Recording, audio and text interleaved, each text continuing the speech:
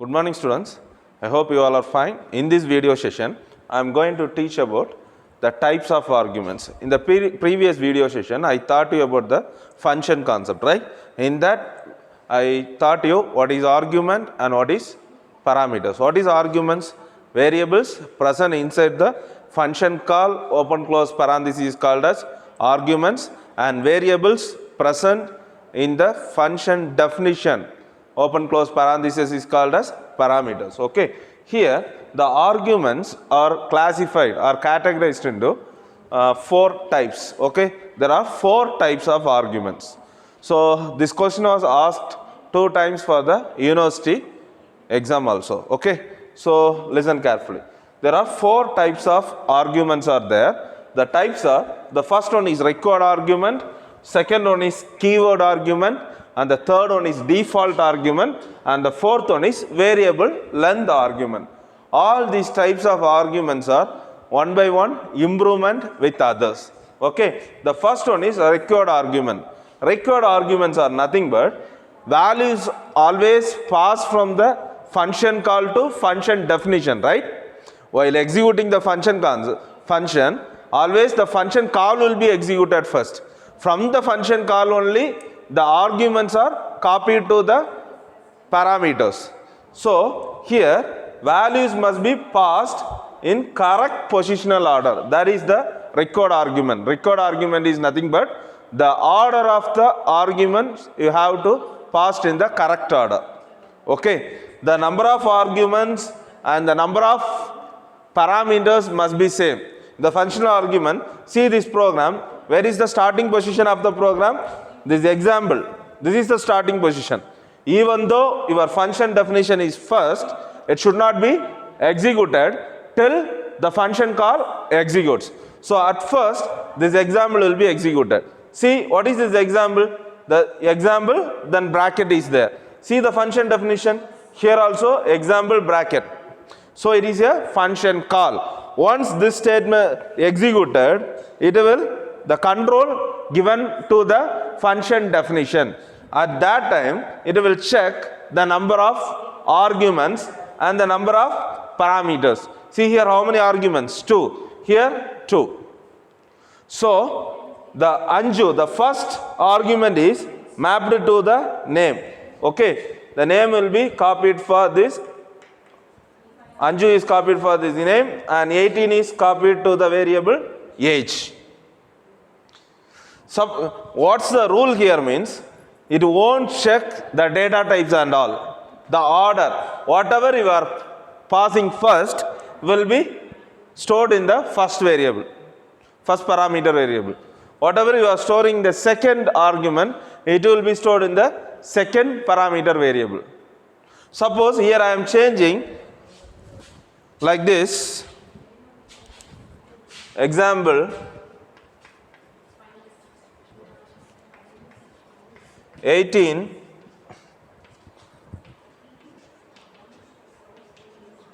comma Anshu. Now what will happen?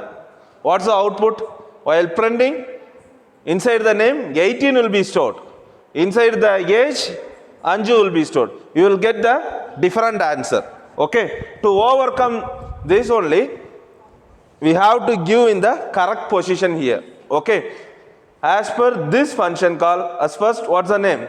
Your output will be Anju, name Anju, then age is 18. All of you got it?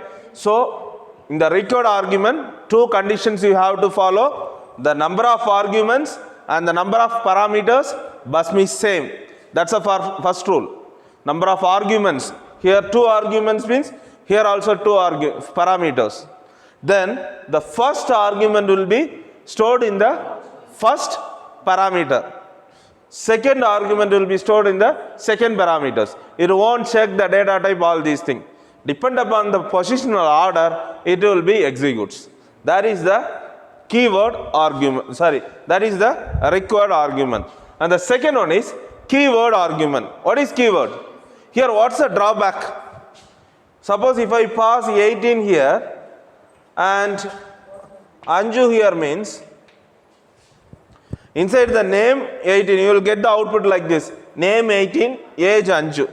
This is the drawback you saw in the positional requirement arguments. To overcome this, the keyword arguments will be executed.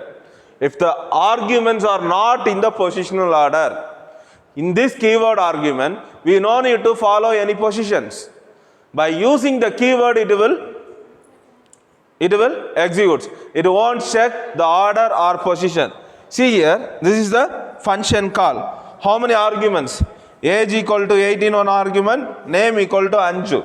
Here, this age and name is considered as a keyword. It's not the Python keyword, it is the function argument type. The name of the value is considered as a keyword. See in the function definition, again name and age is there.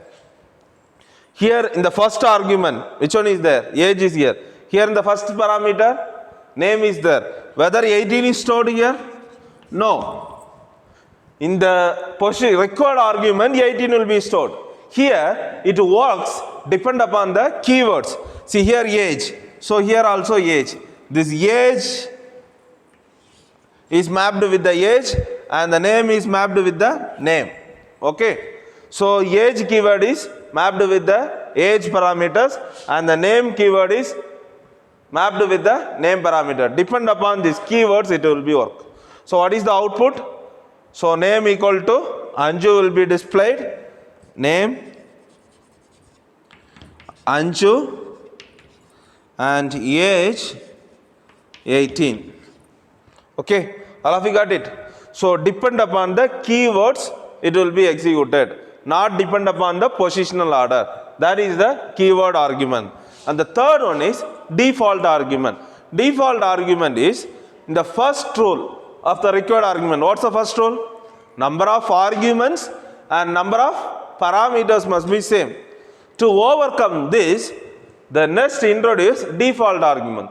Suppose in your argument you are passing only one argument. In the parameters, if you have more than one means we can use default argument.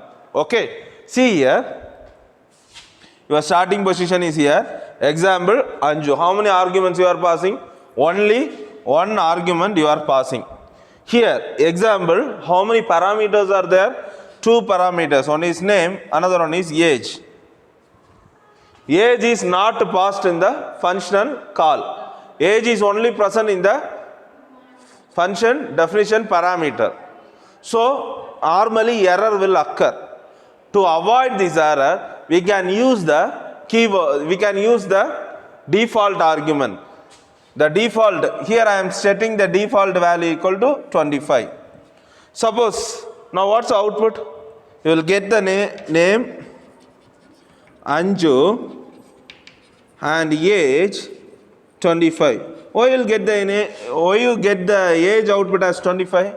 It's a default. Here itself I assigned age equal to 25. Suppose here I am doing one modification. Anju, comma 18. Now what will happen? Whether 18 will get or 25 will get. You will get 18. If you passed the argument, that argument will be assigned. If you didn't pass the argument, the default will be assigned. If you passed, you will get the output as Anju, then 18. Suppose if you are not passed, your output is 25. All of you got it? The next one is variable length argument. It is the advanced type of argument. In this example, what the use of variable length arguments, in the name itself we can identify variable length argument. You don't know how many arguments you are going to pass. Suppose in some condition we don't know how many arguments you are going to pass. You want to pass 5 arguments or 10 arguments. In future you want to change it as 15. It's no issue. Only one modification you have to do it here. Before the parameter name, you have to put on asterisk symbol. Asterisk symbol. the number of arguments passed to the function is not known in advance, and that situation we can go for the variable length argument. Asterisk symbol must be placed before the parameter. So what it means n number of values. We can pass n number of arguments. Actually, it will form a collection. It will form a collection data type.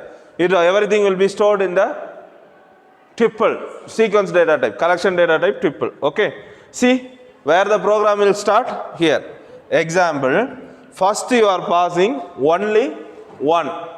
So in the tuple, it will store only one data type. So what's the output for I in names? Name is nothing but it's a tuple. Inside only one string is there. So what's your output? Your output is Anu. The next function call, how many parameter arguments you are passing? C is one argument, C++ is one argument, and Python is one argument. 3 arguments you are passing. So at that time, in the tuple, 3 strings will be stored. C, C++, then Python. Now inside the name is here, tuple. Inside the name, what are the values are there? C, C++, Python.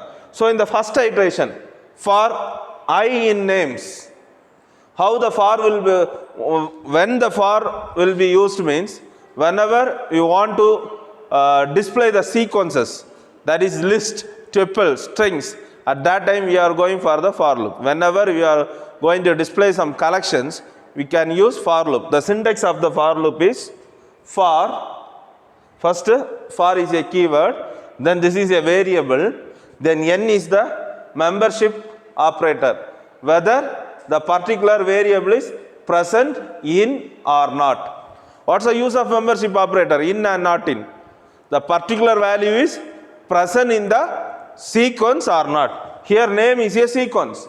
Inside the name C, C++ and Python is there. In the first iteration, what's the I value? This I value is C. In the first iteration, the I value is C.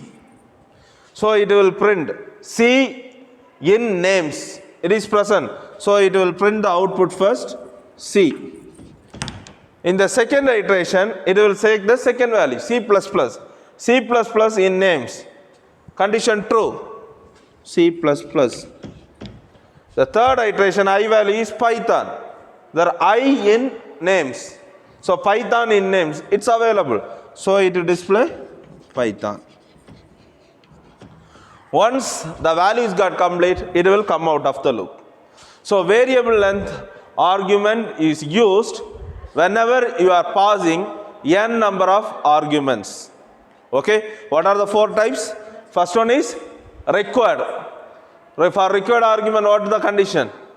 The order, the number of arguments and parameter must be same. Then it works depend upon the positional order. The second one is keyword. So depend upon the keyword, it will work. It won't see the positional order. Depend upon the keyword name, it will work. The third one is default argument. If you missed any argument, then the default will be taken. If you didn't miss, the particular argument will be taken. Variable length, whenever you don't know how many arguments you are going to pass, then we can use the variable argument. Here the collection is tuple. From the tuple, you are displaying one by one. Okay? I hope you understand these concepts, students. Thank you.